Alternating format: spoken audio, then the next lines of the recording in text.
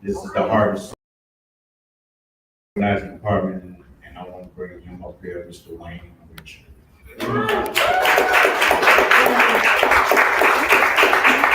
Thanks, Byron. I just want to welcome everybody here tonight.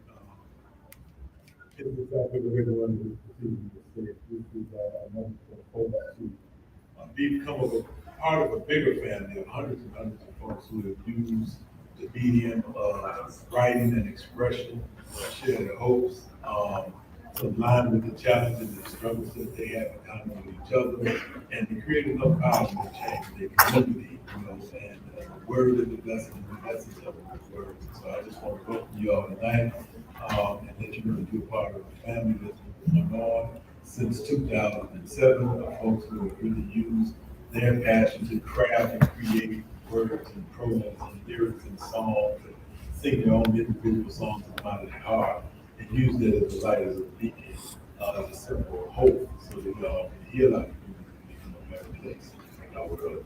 So with that, I welcome you all. See you in a minute. Thank you, Wayne, thank you. Next. In this beautiful lady up, pass the mic to Dr. Jennifer.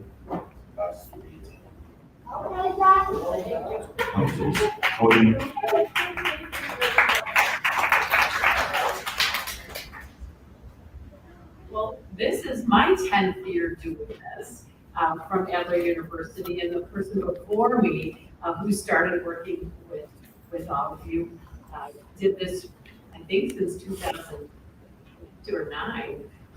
It's a nice tradition that we have been working together, Adler University and the coalition. So my name is Dr. Jennifer Lasavita, and I am the director of the department chair of the Master of Arts in Counseling Art Therapy and the PhD in Art Therapy department. So what our students have done, before I start, I have to tell you, because of this crazy race that's going on in the city, I take a bus that's way out into farmland, and they cut off the service for the evening, so I get to leave by 6:30, so I can get the 6:40 bus. Otherwise, I'll figure out a way to get home. So I'm sorry if you see me leave. I just usually the bus is, to go until 8, and I thought I'll just take an 8 o'clock bus and get home at 11, but that's okay. So I'm sorry, if you see me leave, I just want to let you know that.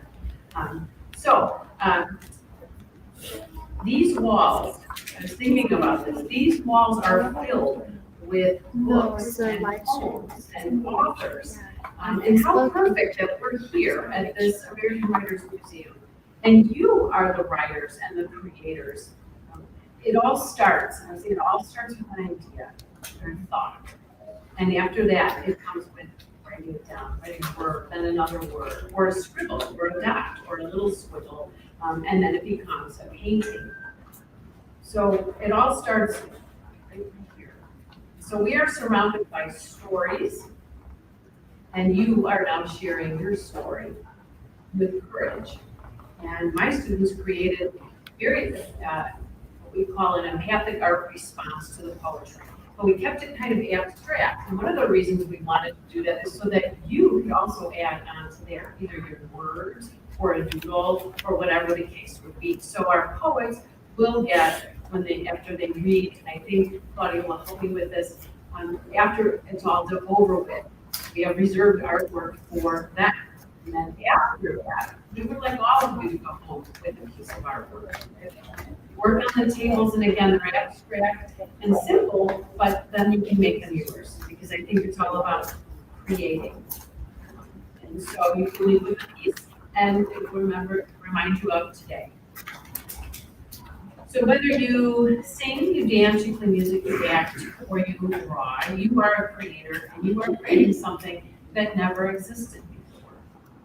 So I think that that's a privilege and an honor to sit and listen to people, no matter how nervous you are. It's a vulnerable time, but that's okay, because it all started with your thoughts. And all these books were created by people who were probably very nervous, and at one point had to read out loud. So you're in good company. So I just want everybody to relax and have fun, share your story, and I wish you peace and all good things. So I love this, and what an honor. Thank you.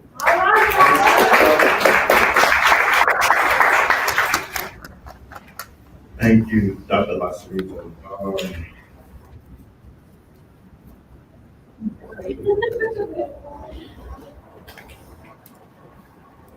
Now, I want to honor our CCH grassroots leaders. Not only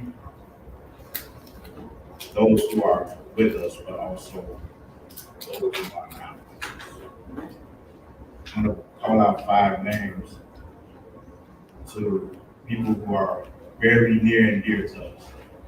Like, I just want to take a few seconds just to remember those remarkable individuals who dedicated their lives to the mission of our organization, CCH, and to helping people experiencing homelessness.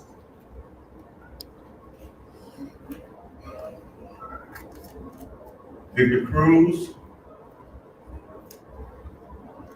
Leanna Majors,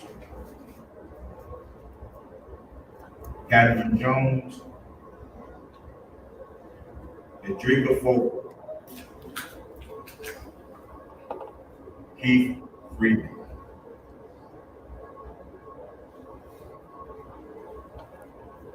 They were the architects of our structure, the guiding lights who led by example.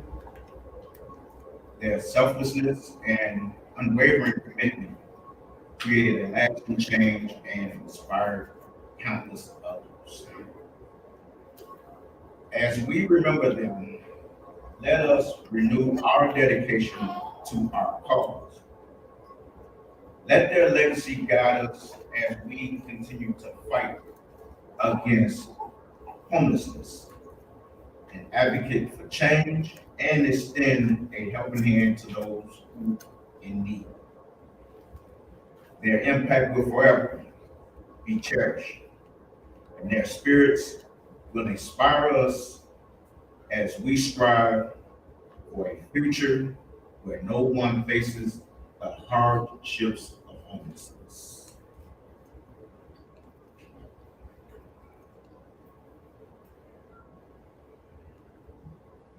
Give them a round of applause for that.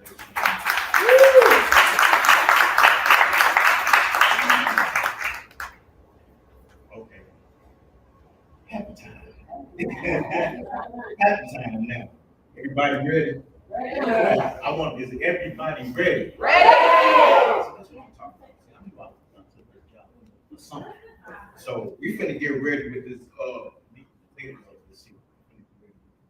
Participants for tonight's adventure. So anyone sits up here and needs some tissue, let's see. Might not have enough. Might have some around, but this is gonna get very interesting. Person number one. Love this lady to death. When she came in, she was fired. When she leave on my meeting, she fired. So, a fun fact about her is that she loves to dance.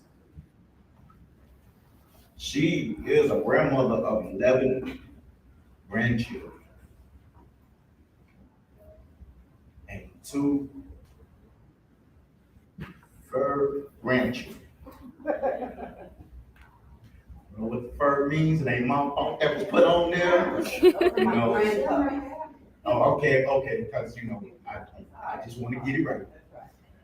I don't want to get beat up outside. I just want to get it right. Like I said, in hearing that, this is a beautiful soul and a heart. And she put on that talk or can't do nothing but listen to her. So I just want Ms. Carla Johnson to come to the podium.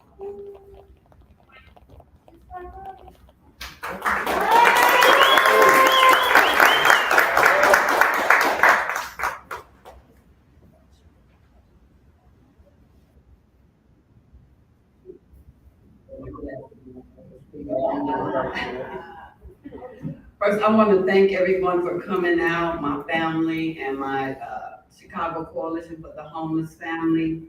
And one of the speakers that Myron spoke about was Edrika Fulford. She passed not long after our mother passed, but she brought me into the coalition. And she helped me realize that I was not alone and that there were people out there that were in similar situations as myself. And she also showed me what homelessness looked like. And a lot of times we have a certain impression, but you would be surprised of the many people that are homeless that you wouldn't even recognize. And I'm one of those people. I don't think my poem will make you cry today, but maybe it'll give you something to think about and see things differently and touch your heart. My first one is called It Happened to Me.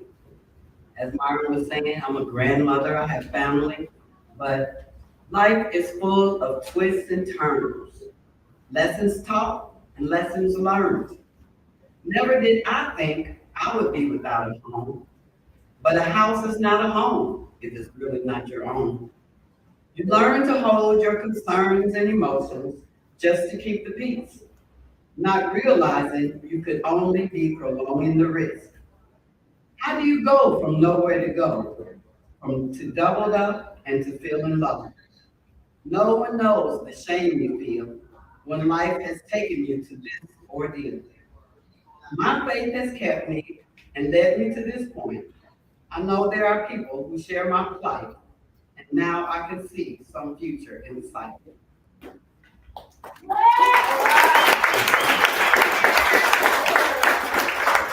So another impression is doubled up.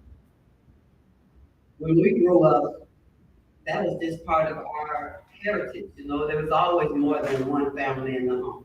But when I came to the coalition, I realized that that also is a form of homelessness. So my next poem is entitled Doubled Up. Living doubled up, a blessing for some, but for others, it can feel burdensome. Sharing space, but not always the same dreams, can lead to frustration, or so it seems. One may feel crowded, the other alone. The struggle for balance is hard to atone. Living doubled up, a complex affair, requires communication, love, despair. Double Up Living, a temporary space, friends or family offer a familiar face. A couch, spare room, a bed on the floor, anything to keep you off the streets and out of the doors. It's not a permanent solution, but it's a start. A roof over your head, a place to mend your heart. You're grateful for the kindness and for the helping hand, but you know that you need to make a different plan. You search for a job, for a place to call your own, for stability, for safety, for a place to be alone. You dream of a home, a place to thrive, where you can live your life and truly come alive. But now you'll take what you can get, grateful for the love and for the safety net. Doubled Up Living is not ideal, but it's a start, and it's a.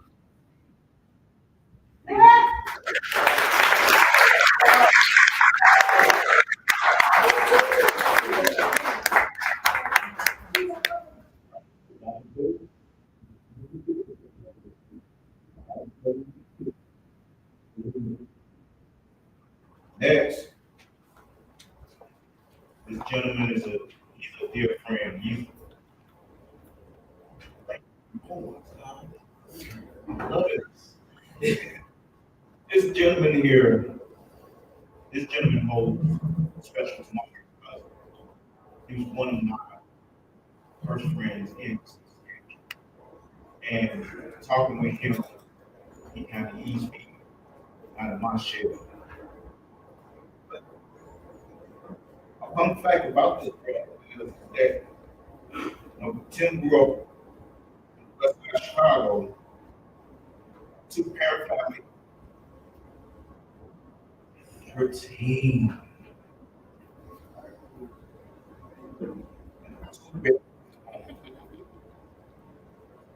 He is proud of his father, who will always provide all they need. And with Tim, he provides that same tenacity to us when he speaks and when we listen to him. So I would like for you to come on up, Brother Tim Bell, to the podium.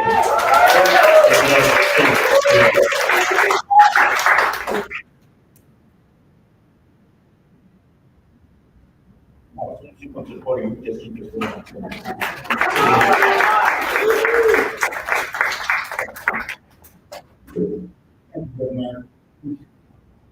Hello, everyone. My name is Timothy Bell, and I am one of my programs, He and Him. And I am a member of the Chicago Coalition.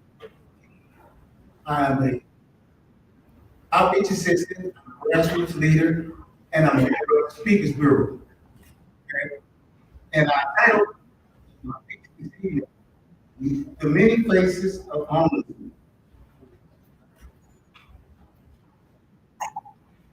Okay, let's get started. Homelessness has many faces hidden behind different looks. But to learn the whole story, you have to see it and take the time to read the book. From the very depressing change, perched each day in the same spot, to the parking garage cleaner who works a job, probably wouldn't think living a homeless lifestyle was his life. See, the man in the suit dressed to impress. Top to bottom, his exterior at his best. On a different friend's couch every night. He tries to sleep, but with each effort comes a new fight. He gets up in the morning, still trying to find his groove. Dreading when the sun goes down, only to have to repeat the process, praying his situation good. He's not just your everyday worker. He goes to work every day. He's the man you might see walk, moving along unsuspectingly, all about his way. The faces, countless and diverse, made up of all cultures, races, and status, in hospital hallways and classrooms, all under this one universe. My brothers and sisters seek equity, more and more for change, but not dimes or even quarters. there's much more to be had. In their eyes, you find stories. If you spare more than a glance and take the time to listen, just take a chance. What does homelessness mean to you? Have you honestly asked yourself that question yet? Is it just the panhandlers surviving the elements, hustling every person that crosses their path? And in the minds of many that they meet, I can't take a bad smell. You need a bag. Homelessness is much more than worn out clothes. It's not just living outdoors. It's the unseen, the silent that we choose to do. When you close your eyes and visualize the homeless, what do you see? Oh yes, and I've got to mention, it's already happened to me. The basis of homelessness is our idea of the invisible life. Sad but true. Representations of resilience, empowerment, understanding, and compassion. And yes, that means it's not you. That's what our brothers and sisters experience each day for all our city to see. Let's work together to find the key to unlock their stories, listen, and set them all free. Thank you.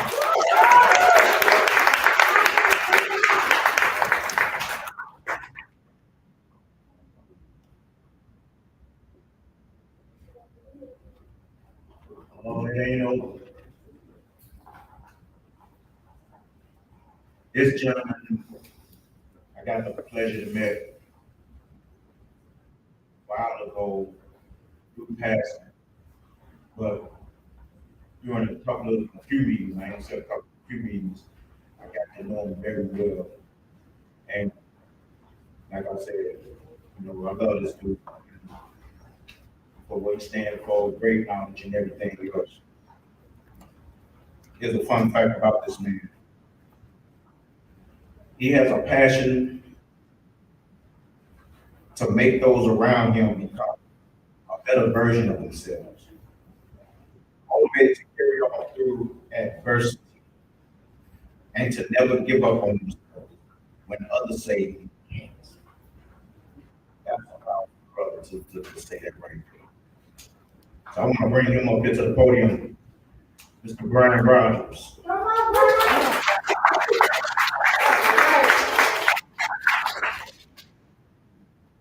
Good evening, ladies and gentlemen. I'm honored here to be here tonight, to speak in front of you all, to give a testimony about what I've been through and so many like myself who are re-entered into society. We think of homelessness, we don't have a solid concrete picture. Homelessness affects all. Creed, color, race, doesn't matter. As we see in the city of Chicago, we see it every day. Okay, I want to take the time now to read this poem, and it's part of my personal experience and journey. I want to invite you to close your eyes and clear your mind. Take this 7-year journey. How did I get here? You're right. I did what I did to survive the mean streets. I was homeless and needed a place to sleep. Well, young man, have I got the place for you? Hotel IDOC. I hope you make it. I didn't know what I had signed up for. Concrete steel and a great iron door, raised up by business in the world of its own, complete with a doorman, no key of your own. Rogers, apartment C67, bar, locked down in the cells, complete with a roommate whose soul has been stripped for the first 20 minutes, not a word from his lip. A toilet that smells of a Wrigley Field bathroom attached to a sink whose water gives cancer if consumed. The bed is instead as cardboard and re-secured. It clings like saran wrap in case you were wondering. The window lets in the stench from the farm fields, window no doubt. In the wintertime, the cold breathes you out. In the summer, you still wall sweat. No AC here as you lay on your back. The plantation garden is what some will call this. Others of this place is called. The prison industrial complex, a place of its own in the business of manufacturing lost souls. You see, here we have tenants who need help, but the service is not being felt. Fill out a request to just to check in, do this 3 more times and we might let you in. You got a toothache, now the fun begins. A mental health crisis takes place every day. Even the strong break down and pray.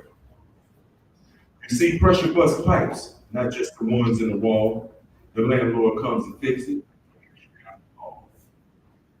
Act like your favorite fruit, pair it up and shut it up. If you guys want to eat, I got all day standing out here. Ain't no sleep. Today's menu, slick meat and beans. Established meat don't look like no meat I ever seen. Today I'm lucky to have a meal, you see. A few 24 hours, there was no meal for me. Clothes on my back, room and board. I can remember sleeping on a cold floor.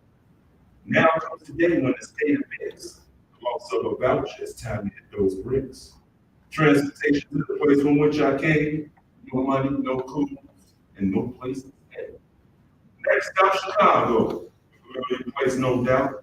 It's time to check in for parole with a halfway house. St. Leonard's Ministry is now my place of rest. How did I get here? Damn, still homeless.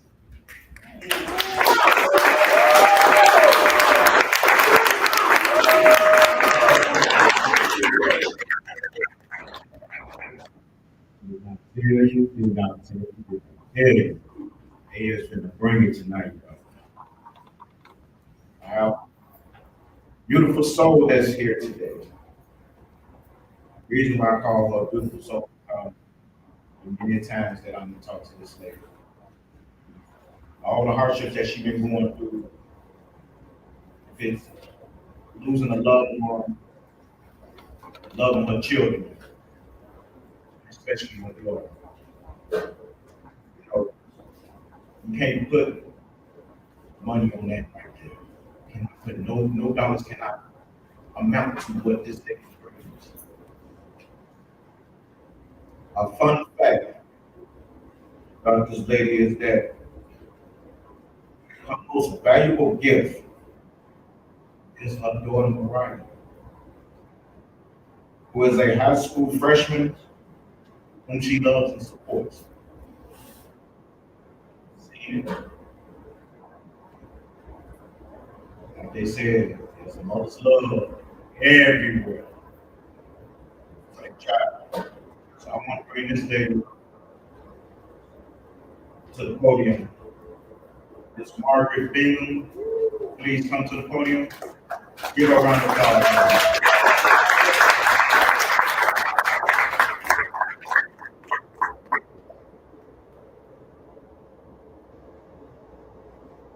Good morning. I come to tell my story. I'm sorry I'm running a little late. I have a daughter I really love, make sure she at home. Just bear with me, everybody. I left my glasses at home. My poem is about my superhero. Not all heroes wear capes. This is me. It's some angels for flying without wings too. My CCH sister Adrika was so kind to me. She showed me love and care whenever I need a hug, a friend. Adrika's strength is still with me every day. I remember her laugh and positivity with a smile on her face and a cigarette. She would brighten my way life. In my life, strong hero stand tall, like my brother Keith Neville, who never let me fall.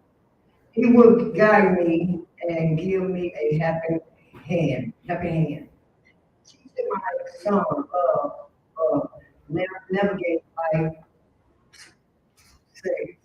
safe. Kindness and understanding flow from his heart.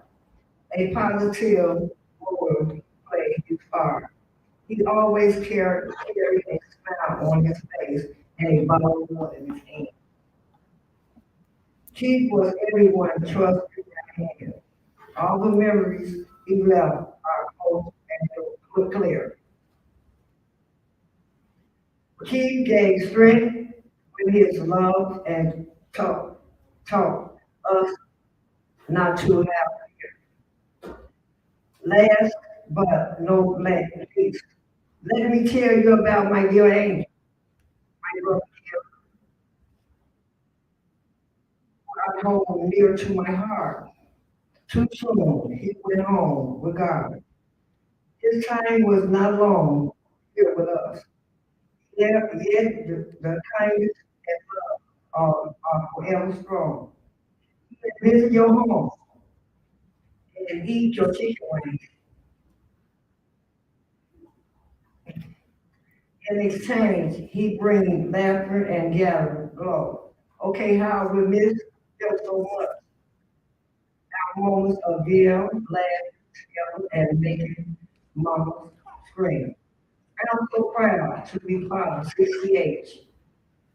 I have a organization hero, Wayne, like Wayne, Alisa R., Claudia, Nina, and Nick.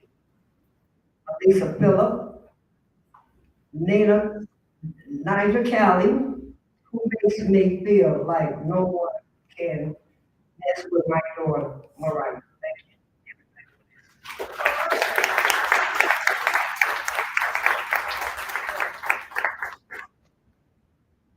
Give another round of applause.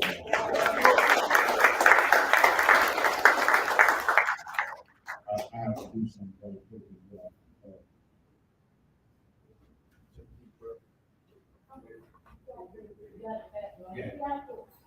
Got this. This woman here, oh my goodness. Words can I explain?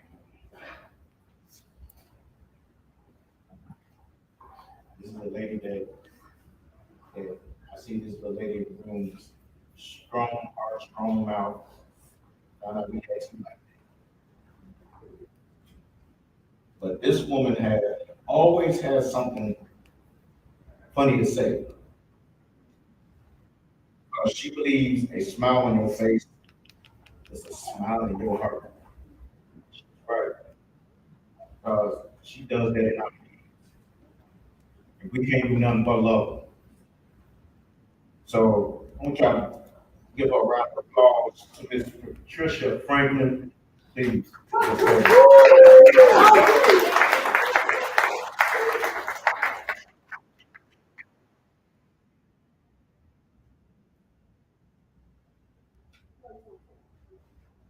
I'm taking my glasses off to read.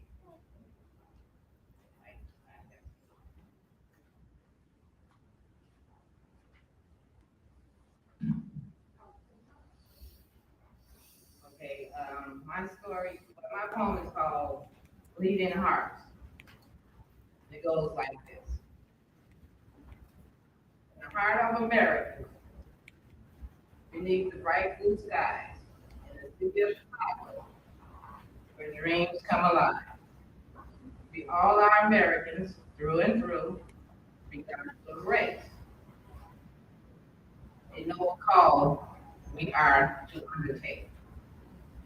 To help our brothers and sisters to be happy, no matter the color, white, brown, no one deserves to carry life loads on their back. And home is not just walls, but a foundation of hope. A place of belonging where one learns to cope. For every citizen, a roof over their heads is necessary. We're just not bodies, but souls are fed. Health insurance is a right and not a privilege. Well, it's not saying. It helps you stay housed, comfortable, healthy, and feeling great. This cause is so necessary to help fill the gaps in life, warming hearts and minds day by day. No one should wander or sleep on the bare streets. A home is the basis, is a basic need every person should meet. Brick and mortar, yes, but so much more. A life-building place, opening opportunity stores. A safe haven for families where dreams take flight, where the future shapes as they stop, as they sleep at night.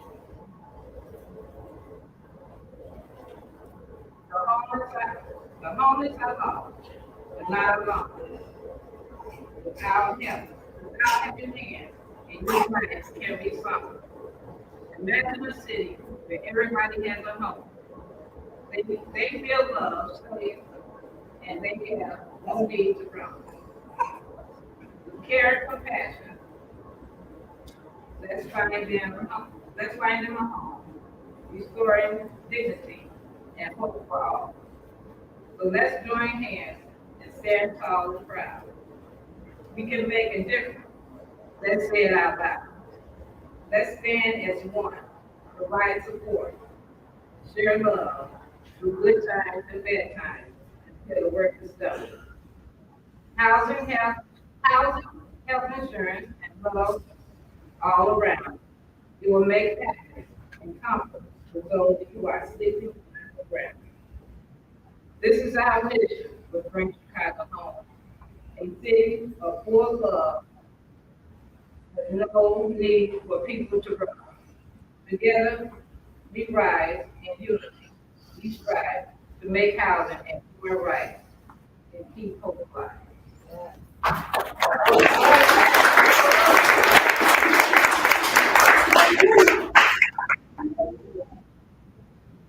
Yeah, I told you, you can do Next, I'm gonna bring up this young man who I just had the pleasure to meet today. Just by looking at him, I know he's a beautiful soul. I know sometimes one dog to another land, but you also have young minds that be out here to take a strong stand. This brother here is one of them. His fun fact is that he performed for Louder Than a Bomb Chicago back in high school. So that speaks wonders about this young man. So I just want everybody to give him a round of applause. This is the first for doing this here. There may be many more. So Nasir Jenkins.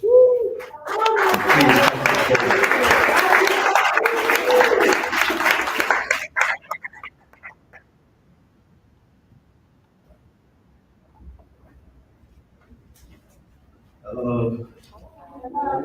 Good evening. It's outside. My name is Nasir Jenkins. The piece I will be sharing with you guys today is called Seasons. Another fun fact about this piece, I'm very adamant about my work, my art, my poetry. This piece I wrote it my summer before my senior year of high school. I was not able to perform it. So this is me reliving it through you guys. Thank you guys. It's such a sweet, serene summer, isn't it? Scents of black backyard barbecues of maple or mesquite while mosquitoes catch you running in the streets. Aromas of happiness and fresh grass. Gas, my genetics is allergies against me. Gust of glorious gleaming joy. Joyfully joking just to avoid time. As if I don't have to worry about deadlines and due dates next month, approaching another year of an aspiring asshole but defeated demeanor. Dreadful depression drags me drastically, but today the touch transmitted, taking things that never belonged to it. Borrowing the brightness of my beautiful bask of sunlight, sadly substituted with sorrow, shading my shelter of solitude, It follows only to see me fatally fall so frigidly. Like leaves off tree, I become brittle, just leave me be. So frustratingly frequent, I grieve and gag the oh so gracious and gratifying gloom it gave me, wishing for someone to save me, wishing for someone to just listen. But I'm learning my problems are laughable. Likelihood I'm at my limit. And the little likeness left is leaving me livid. If I say I didn't loathe the lesser of these smiles, I'll be lying. I'm just so sick and tired of feeling like I'm dying. As fall passed, I'm left with warm winter winds weighing me weary. Problems become too hard to carry. A wretched wreck. I wonder what's worse. I wish this whirlwind of witchery would just stop. It must be a curse of some sort, wounding me with worthlessness. But why fight it? Let it sprout. Let it sprout like the sweet sunflowers of spring. I surrender. Let it sacrifice my salvation and scatter like the scenery of snapdragons. I'll salvage this sadness and carry it like a satchel. I scorn and scoff at other sympathy, soak and submerge into my stress to stimulate my symmetry. I become stranded in my suffering, less speechless and stubborn, and smothered with the sourness of skepticism. Rapidly put into a prison, patient eyes pushed around, poking every button with precision, thinking today he might do it. Today he might end it. As if a third person view voided the voice that vaguely voted the violence within is ventriloquism. One day I might just visit my value because maybe this sickness is short-lived and maybe things do actually get better. Even through thick, thin cotton and leather, maybe it changes like the seasons of the weather. As the sun shines, weather, summer skies may fix me, but take the shine off the weather. Experience seasons are something you can measure. Just try not to let it bum you. Prosper. Please hold it together. Enjoy, live life. Seasons.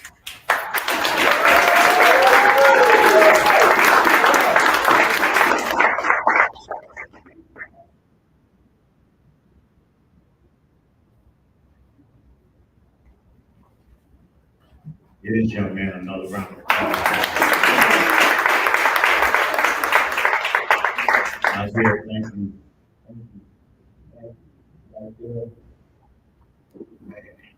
Amen. This beautiful soul that's gonna come up. I love this lady. She can be the loudest one in the room, but she's a quiet soul, I'm gonna tell you. Because she has a story to tell, but only she can tell it. And for the love of her kids and her grandkids, that's what I value about this lady here. You know, she's like my sister. And they'll joke and from time to time when we're in the meetings. But one fun fact that everyone should know about this lady is that she is an aspiring fashion designer. And she is an aspiring fashion designer. So you have to see the next line of clothing, who knows, she designed it for me, and I'll probably be the one gonna be designing. I don't know, run away with it, you know. So I just want to bring up Kalia L. Phillips to the podium.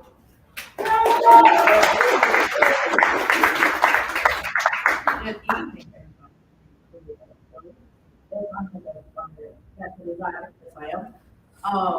one other fun facts about me, I always speak the truth, I'm always outspoken, I love smiling. All right, we're gonna go with my home. A beautiful sunset with the Chicago's bright lights hiding in the shadows of the night. Homeless is alive. Still a hope from our children's lives. Children left with haunting pains, bitter troubles and heartaches. Like the sun on a clear blue day, children deserve a warm place to stay. No longer waking at the crack of dawn. Instead, greeted by love in a home where they're belong. Waking up before the sun as an endless train ride away to reach their school every single day. Protein bars and milk is the daily breakfast on wheels, not what they would like, but what their mom can provide. Bullying and picking on them every single day, like daggers being thrown in the form of a question and answer. You talk from them. Where do you live? Why do you dress like that? No sleepovers, no laughter, no parties, just stress. Homelessness takes away so much from a child's day. Late to the shelter every day, missing dinner, fighting that 5 o'clock curfew, and the mandatory prayers that bring Chicago home, that bring love, change to endless homelessness, that advocate will make things right, restore childhood dreams, sparkling and bright. Thank you, guys.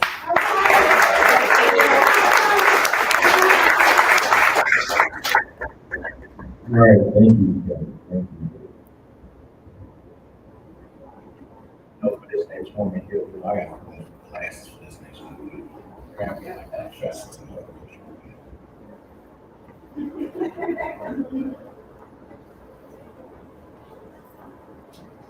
This is my big sister of CCH right here. This lady is so powerful to me. Every time I hear her speak, she don't be playing, she speaks about the truth. And she'll let you know about it. No one fun fact about her is that she is a great dancer. Ooh, didn't know about that. But I want to bring her to the stage. I think y'all better get ready for her. This is powerful. Marquita Simmons, please.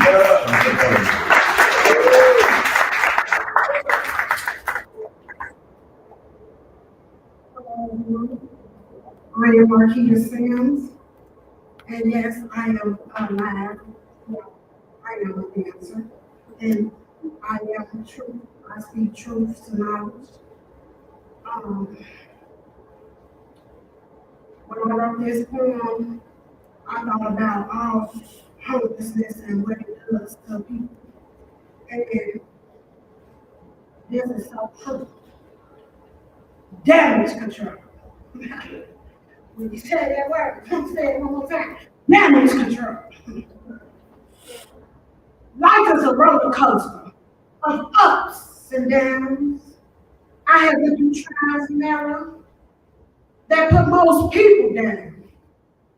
In a world that is supposed to help you grow, lack of knowledge and dysfunction slows you down through and through. Being homeless affects you in many ways. The good may outweigh the bad some days.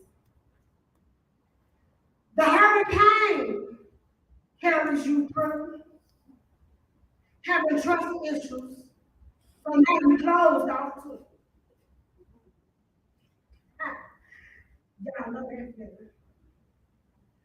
But comes from the trauma and life's demands. I can't wait to renew my soul so I don't have to live in damage control.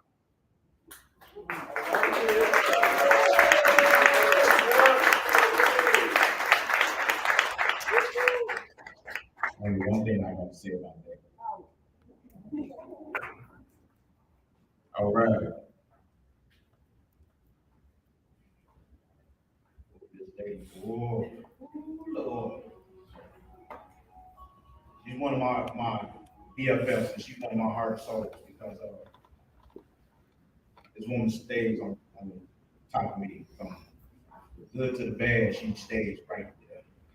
So when you have a BFF like her, please, that's a woman. That's what you call a total black woman right there. She is a mother of 6 beautiful children, and 2 grandchildren who keep her motivated and happy with life. One thing I can say about this woman is she's been through all the pain, including the physical ones that, that left with her ailments. But every day, she fights through everything. So when it fights through her, it fights through me. So when I live with my pains and ailments, and I hear about her, that's why I'm standing here today. So I want to bring Miss Taisha Newman to the podium. Give her a round of applause.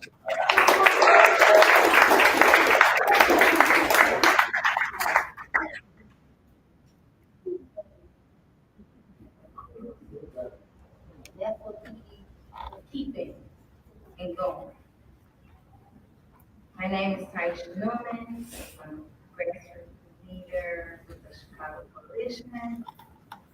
And like Ms. Marquita was saying, my fun fact, not only do my children keep me motivated with these faces we get from the coalition, they keep me motivated knowing that I strive to keep the homeless people uplifted and knowing that they're not the only voice out there, that they have other people that's fighting for them. And my poem today is about life's journey. In the dark, in the fear, I stood. A young lady, forgotten and understood. Kicked out at a tender age of the one she loved. Left alone, her home is no longer her own.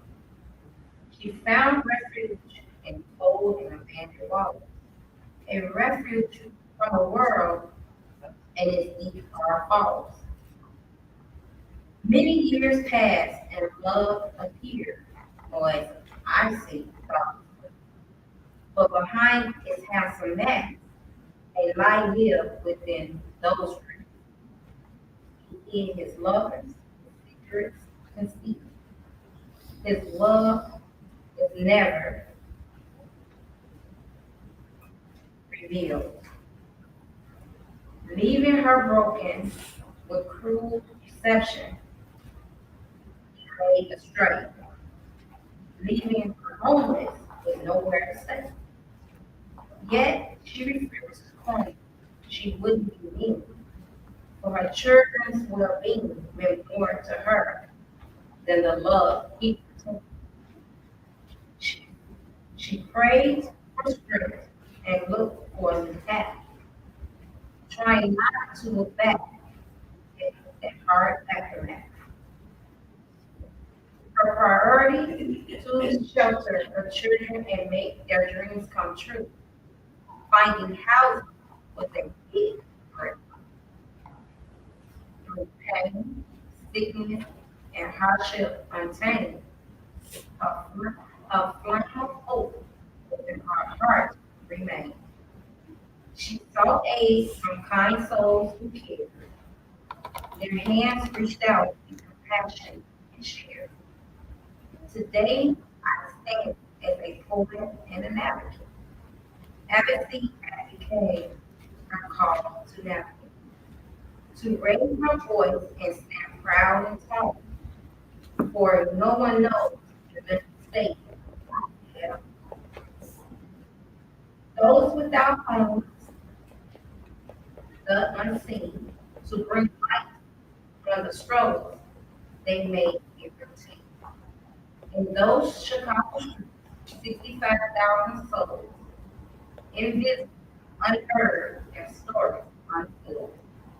But every person without a voice who's all alone, let's build compassion so they don't go wrong. Within your heart, work and kindness and healthy growth. Let's build a sanctuary for all. Their love and respect and compassion may flow.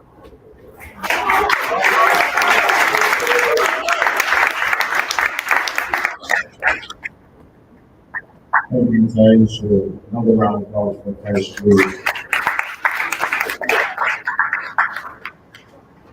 I have here CCH meetings. First off, this is the, she was in the room, looking around, looking nervous, and it was only a matter of time until she was in one of the groups that I was in, that I heard her say something. I'm gonna give y'all this fun fact about her. Did you know that she is a published author? The 13 books that are out on Amazon. That's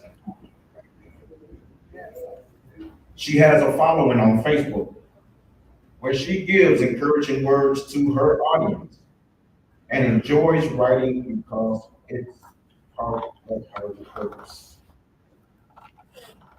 So tonight, this podium is your purpose and it's your calling. I would like to call Ms. Latoya Wolford to the podium.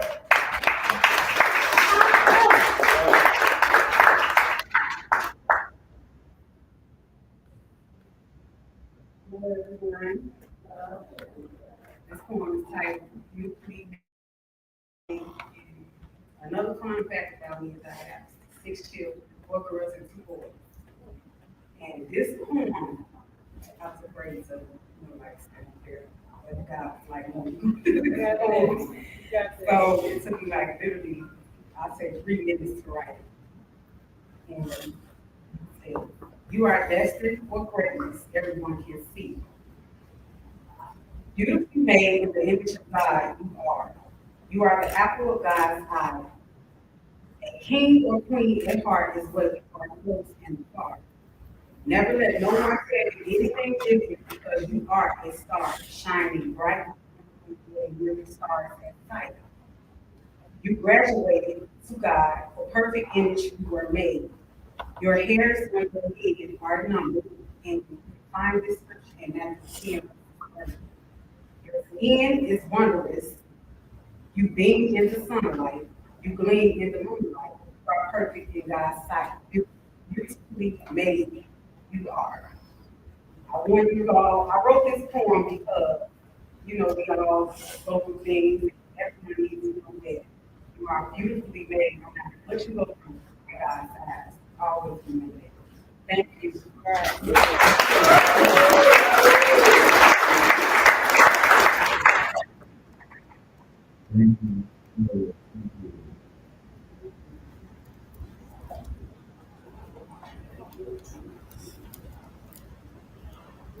Shay Jones. I want to give everyone a fun fact about Shay Jones. Shay is a captivating Renaissance artist who gracefully waves her creativity across various artistic realms. As an accomplished writer, a soulful poet, and an enchanting singer, Shay has many remarkable creations. She is also part of Sarah Circle, and it's an honor for us to have folks from Sarah Circle here tonight, and especially an honor to introduce you to Ms. Shay Jones.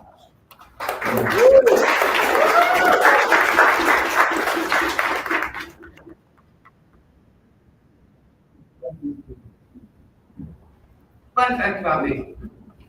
I'm a mother of 1, grandmother of 2, and a great-grandmother of 3. Now, this is a shout-out celebration of women. Hail to the wonderful women of the Family Network. The sisters, mothers, and daughters, the nannies, the teachers, and leaders of the nurturing.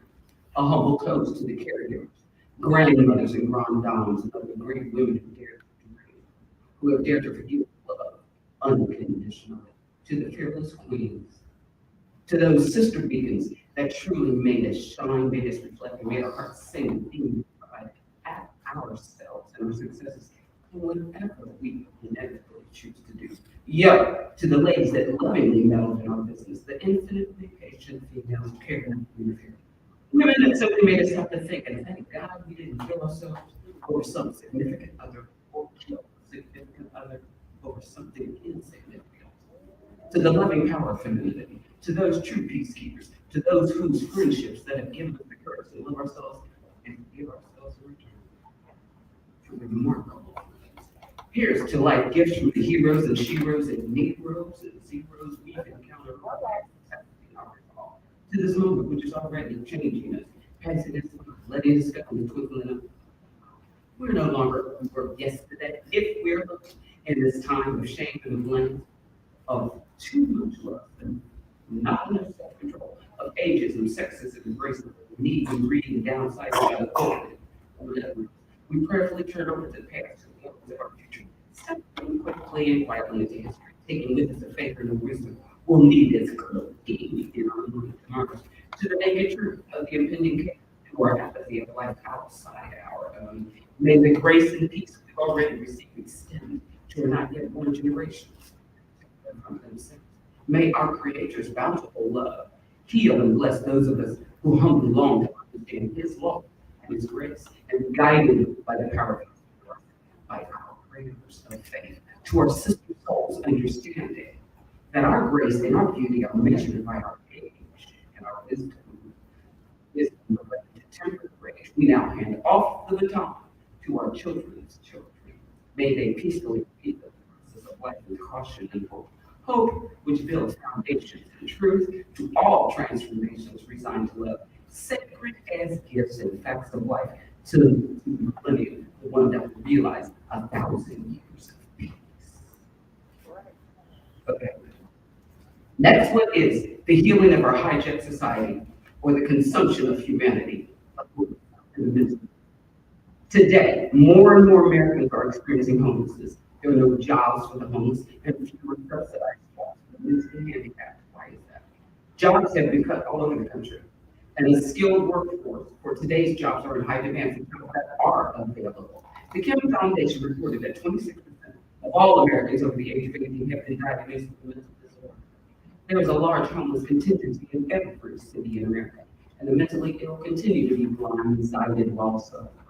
Cities are inundated with more and more people and not enough housing or resources for the expanding population.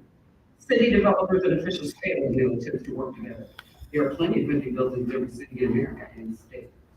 Plenty of closed schools that can be transformed into single-room dwellings for those who wish to get off the streets. There are solar capacitors that can be built to generate electricity for those homes. New tools must be created for the disenfranchised communities. Necessary equipment, useful to recycle organic waste.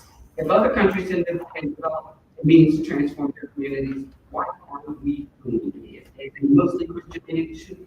We're supposed to love the unlovable, and somehow we treat our animals better than we do one another. No matter our handicap, we all want to be valued, appreciated, and respected. We want to be treated with dignity. But what we have become is a disposable society. Landfills are full of unrecycled waste materials, time, and obsolescence. The once flourishing mom and pop repair stores no longer exist. We've become a land of wasteful debt. Buy another gadget if the tiny part is broken. That's America's downfall. It's become the American way. And the foods that we produce can no longer sustain. Our food sources cannot be considered foods that heal anything. Certainly at the mind and bodies of the American public, and the so-called organic foods are mostly labeled to be so. And are not organic at all. Just read the labels on them and see what's in them. Wisely, countries refuse to import much of our product, and rightfully so.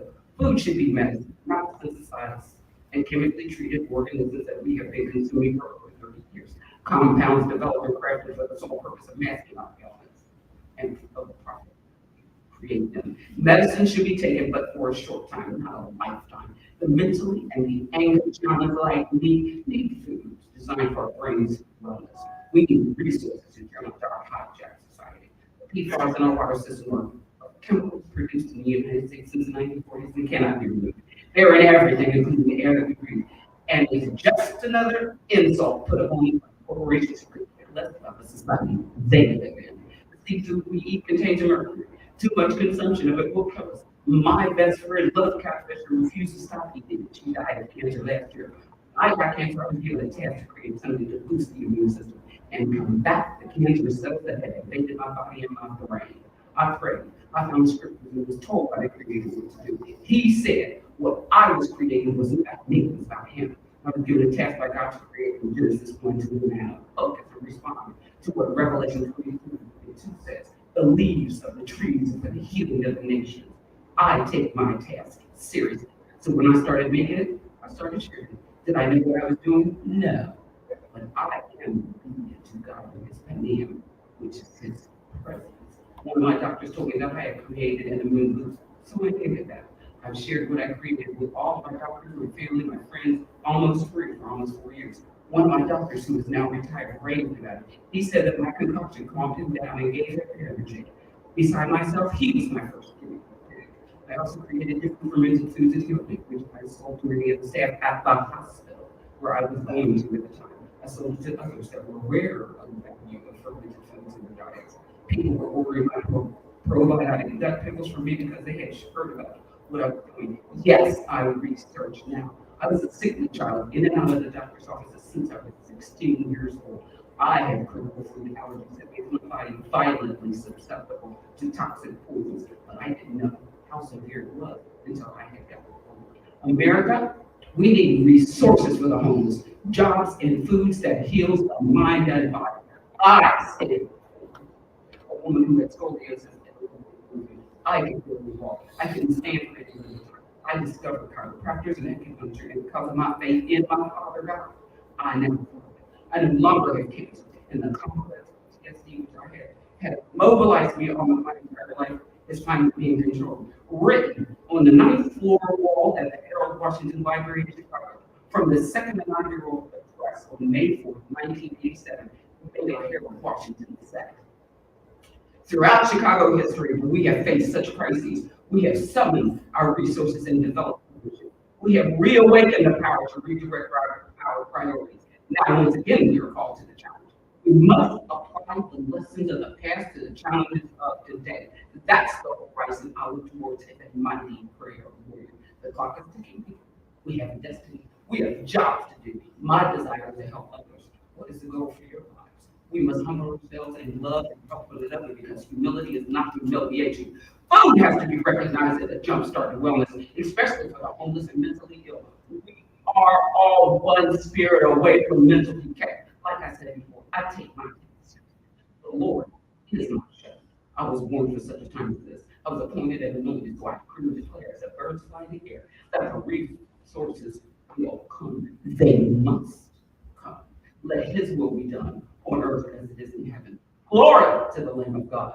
This is Shade for today with much more to see.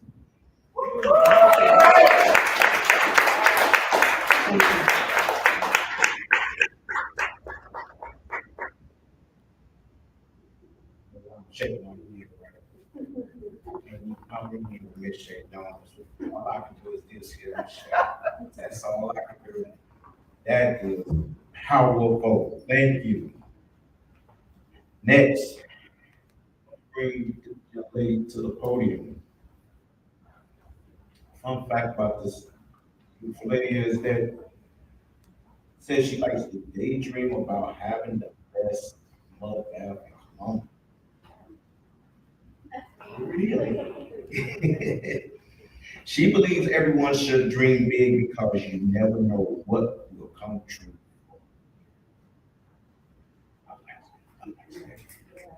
So I want to bring Miss Joanna Aguilar to the podium. Hi,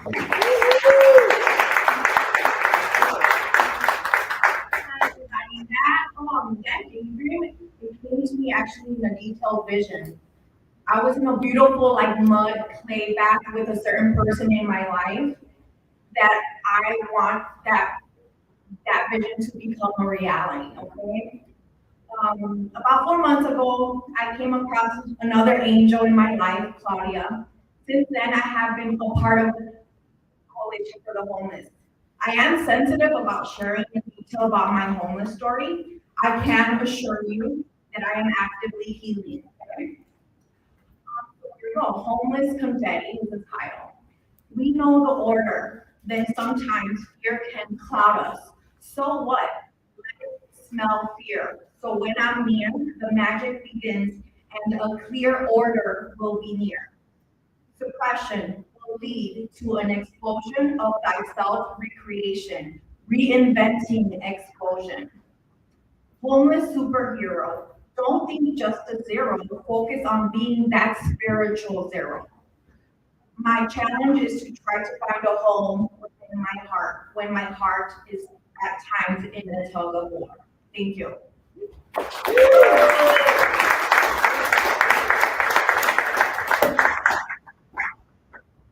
Thank you, Joanna, thank you. Now, we're to our last speaker. This is her first Horizons. Her fun fact is that she hopes to one day to have a positive impact on people's lives through performing arts, fashion, and encouraging words. This is not from 30-year-old, this is not from 40-year-old, this is from a young person's mind. So I would love to bring this beautiful young person out. Brother Silas, give her a round of applause. What's up? How y'all doing tonight? I don't know. I think y'all must have had a good meal called the Itis and John Energy Day. How y'all doing tonight? There we go. All right. So before I read my poem to you guys, I want to say something. I was sitting back and as I was listening to you guys speak, I noticed that there was something on the wall that said the mind of a writer. So I was like, let me read this. And I'm reading this to y'all because this poem that I'm about to speak to y'all, I've rewrote this, only God knows how many times. He told me he created me to be a reformer, and that means to take the bad out. So I'm always recycling to find the better and getting rid of the lesser of things. And it said, the mind of a writer. Great writing comes across as effortless, but it is not. The writers featured here in the museum spent years honing their craft, practicing. As E.B. White once observed in his classic revision of William Strong's Elements of Style, he said, writing good standard English is no cinch. Transcendent writing is even harder. So I want y'all to know that I put my blood, sweat, tears, and obedience to God into this poem. This poem is bigger than me. This poem is not even about me, if you will. It's about y'all. It's about those who are affected by homelessness. It's about those who will be affected and those who will help in those journeys. So I just wanted to just give the word of God and say, thank you, Lord, for helping me write this. And so this is Survive the Weather. I think about the simplicity of what I want home to be. Pillows, a bed and blankets, warm and comforting. A roof over my head became a luxury. Imagining four walls that are safe to me. Foster home, that was the norm for me until I was about 9 years old, you see. And now that I'm older, all I hear are too many stories of someone working a 9 to 5, then they wake up with garbage cans and skid marks as their company. I go home and lay down comfortably because God is blessing me. But still, I remember a time that wasn't in reach for me. I told you a part of my story, so can you listen to an encouraging word from me? Being homeless is more than just a tragedy to write a poem about. I mean, I feel down and out just thinking about the injustice of being left behind. Left behind by who? The ones who determine the laws, deciding what we can and cannot do. I mean, don't get me wrong, I'm no fool. I know that we all have something given to us by triple G-O-D, the free will to obey the law and even the one who's divine. So since we have free will, I want to ask why. Why do some choose to buy the albums of their favorite celebrities who don't need a dime? But when the bad lady says she doesn't want your money, she just wants something to eat and pay no mind? Time. Think about how much you have of it. God has placed the sky with clouds, planets, and stars in it. Do you think you're above it? The janitor down the street remains humble while he's scrubbing. A veteran who fought for us in a McDonald's parking lot, holding up a sign that says, if you just bring me a cup of water, I'll make love it. But you put your head down with your hand on your eyes and you start rubbing anything to make it seem like you didn't see him. So you want to catch a fake bus that's not coming. I want you to take this very personal. Yes, I'm Southern, because you are my brothers and sisters. God goes by Father, and his most important commandment was to start loving, to treat your neighbor how you want to be treated. Every time you see a homeless person, it should be tweeted. Hey, there's someone laying outside on South 68. It's cold outside. I have no money, but can somebody go bring him a coat and a plate? If you got no money, then take the time to encourage him. And if you do got moolah, maybe even offer him a tap onto the L, bringing him closer to the resources in this state. That's what love is. It's caring for those that aren't your blood like they are. Realize that every person in this country keeps the economy moving. When we ignore those who are hurting, there is something they can give society that we're losing. I watched a video of a homeless woman with a voice capable of making beautiful opera music. Crazy thing is, so many find opera amusement. Her placement in society is being abused, and not the higher ups are benefiting from her God-given purpose being misused. And maybe if we invested into each other the same way we invest $700 into front row seat tickets to see an operatic performance, we could get through this. Who lied to us and told us that there aren't enough resources? You should question what your source is. We all wonder why we don't have enough, and we know that God, like he's the one who's hoarding.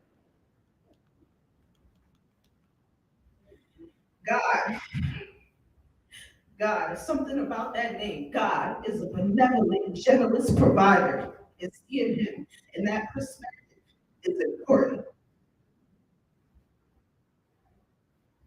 Before you look at the homeless with contempt, could you at least take the time to pray to God for them? What if God tells you that the solution to this problem involves you be the one who's supporting? We have too many in seats of power who keep taking from the bottom while the top gains more, forcing the unfortunate ones to forfeit. Some of you may be thinking, I love this part, I don't want to share my money with someone who didn't work for it. But ain't you the same person who share air with billions of people who didn't create it? So what I'm hearing is you only want to share things that are convenient. You need air that you didn't earn or work for to keep breathing. You need water that you didn't invest in to keep drinking. You need vegetables and fruit that you didn't design the original seeds of to keep eating. Everyone take a second. Close your eyes, now breathe in. Y'all smell that? It's generosity season. I love that. Yes, Lord. Hallelujah. Glory to your name. My words not getting to your heart? Well, let me give you a reason. If you in this crowd and you're quick to defend your pride, be quick to defend the one who cries. Are you quick to vindicate yourself on something that you were waiting for, but you know that you didn't do? Be quick to feed those who have no food. Are you swift to buy a Birkin bag and flaunt? Be fast to pay for someone's food at a restaurant. Why? Because we're family. This doesn't have to be a dog-eat-dog city as loving kindness is granted. We don't have to live by hierarchy. We can be equal. I know you understand it. Wouldn't you like to say that Chicago is a state where everyone is doing all right? Does everyone see that a change is needed in the city? Then get up and fight. We don't have to repeat humanity's same old mistakes. Why do leaders and civilians always wait until it's too late? We can do it now, right now. We can change things. We don't have to keep cycling through the same thing. All I'm saying is, I want all of us to eat. So we gotta invest into each other so that everyone can get a plate. Trust me, if you do these things, you will go far. Everyone in this place has kindness buried deep within their hearts. It's time for your love to shine as bright as the stars. I say that with guarantee because there is a God watching, waiting to see if you would take at least 3 minutes to be kind to others. Let me tell you what's real. There is a law in this universe and there ain't no way around it. What you give out comes back to you, so pay attention to those who are frowning. Frowning because they don't have a home. They can do it on their own. The world showed them just how wrong and unfair life could be. So stand with me. Me as in we. Most of us are one missed paycheck away from being kicked out on the street. And if it just so happens to be that you are wealthy, even more reason to believe, because with big bucks comes big responsibility. Everything I'm asking of you, I already do. I see the pain that all of y'all go through. And that's why I practice what I preach. This isn't just some speech. I cried enough tears to fill up, I don't know, maybe 3 seats because I left my mother, my sister, my brother, my aunties, my uncle, my cousin, and the possible niece and nephew behind to be talking to y'all now, all because of how things in Chicago have been going down. I mean, I never seen a town filled with so much depression, a strong sense of misguidance among the adolescents, and that's why it's on this stage that I'm stepping. I'm on this stage to start a revival in the Windy City, Chicago. My heart can't bear to watch the people in Chicago hurt. This is why I chose this line of work. I remember having nowhere to lay my head. That's why I pray that you will always have a roof over your head. I remember not having nothing to eat, and that's why I pray for you. Yes, you may you always have something to drink. My family is on the East Coast with me being nowhere around, so that the joy of having a home in Chicago could be found. And a quick sidebar, so the praise doesn't go too far. I don't want any glory. When this poem is over, don't stand or clap for me. Tonight you are hearing the heart of God, his words and the cries of the homeless through me. I am nothing other than a vessel sent by the Father to get your hearts moving. I am the one that's bawling. It's God who you should be applauding. So run with me and roll with me, because homelessness took a toll on me. Let's treat the situation like we're in this together. So when the storm comes, the homes get out, the homeless survive the weather. Thank you.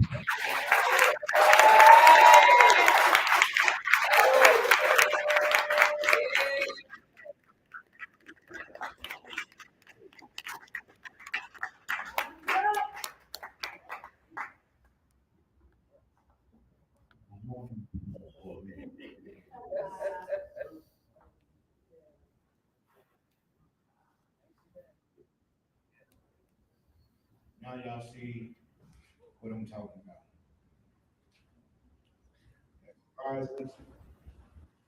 When you hear these folks speak, this is not just words that's coming from Brian's mouth, not to you. This is a word coming from the heart and the soul. Lived it, been there, done it. I'm one of them. Been there. So listen to Brooklyn with that right there.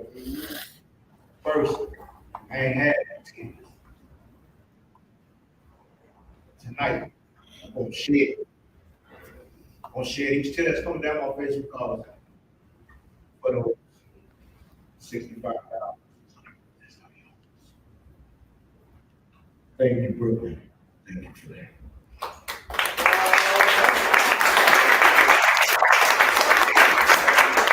Now, I'm going to bring Wayne Richard to the podium.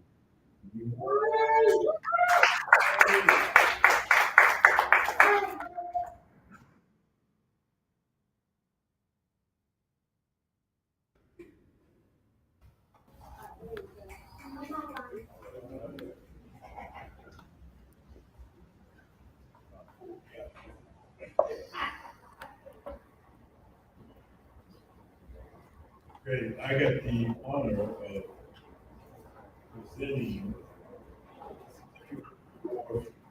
Rises project to all of our writers and poets and prose experts here tonight. So I'd like to have you come up by calling your name.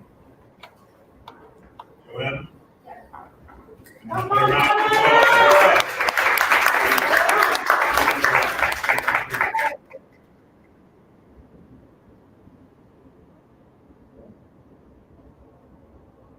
Shay. Shay.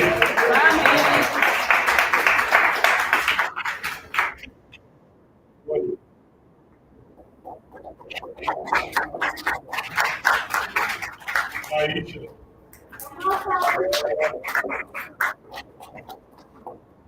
Ida.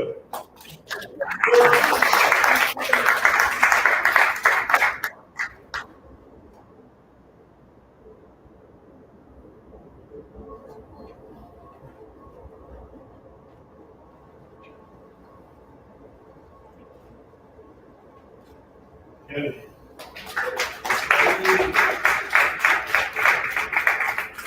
I see you.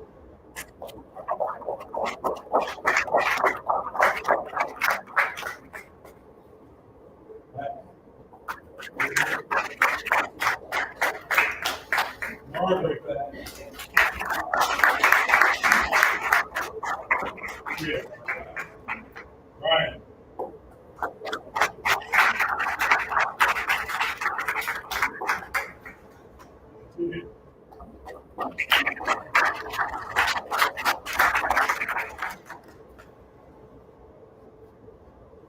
Wow.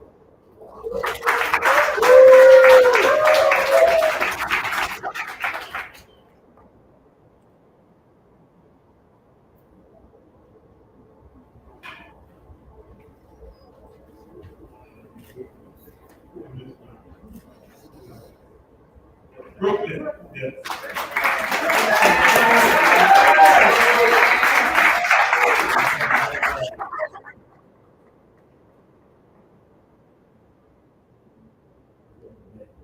I'm gonna get out of the way. I'm about to round the applause for everybody.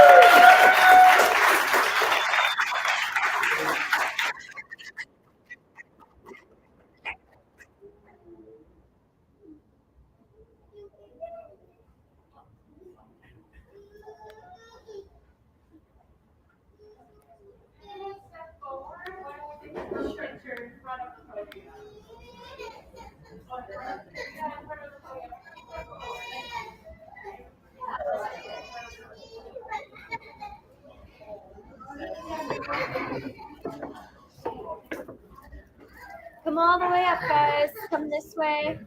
Walk this way. Yeah, yeah. A little more, a little more. Yeah, there you go.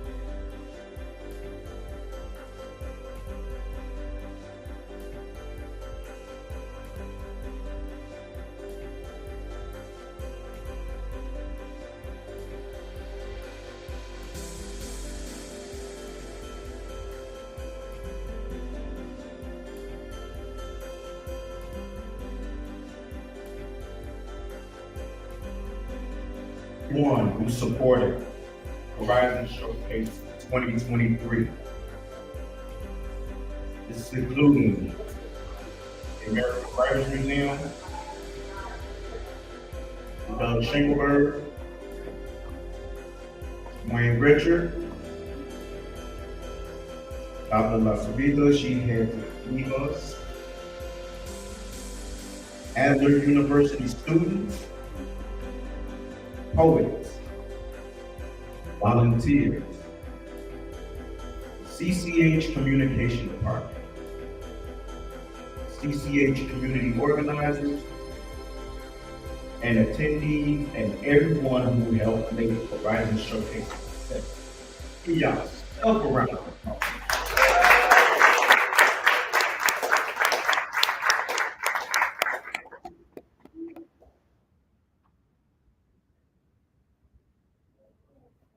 Again, thank you guys for coming, because your stories has touched everyone. For those is their first time here, you see how powerful this audience is to you. Now you know how it is when you come back next year.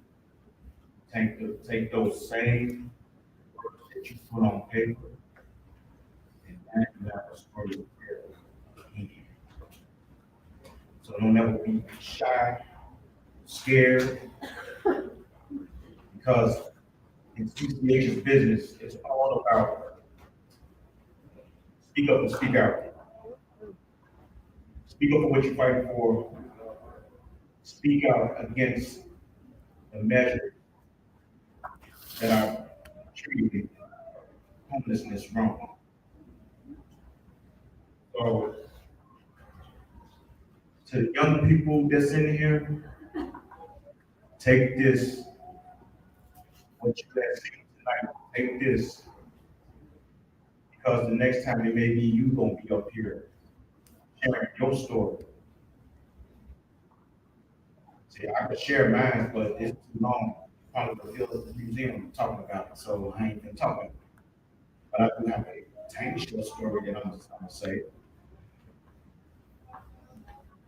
Brooklyn said something that was powerful. She put the word God in it. And when she put the word God in it, it brought me to my tears, because it was me yesterday. My wife was supposed to be here tonight. She was supposed to be here right with us to watch this. This would have been her first. She had surgery yesterday, brain surgery, put in a device that would help her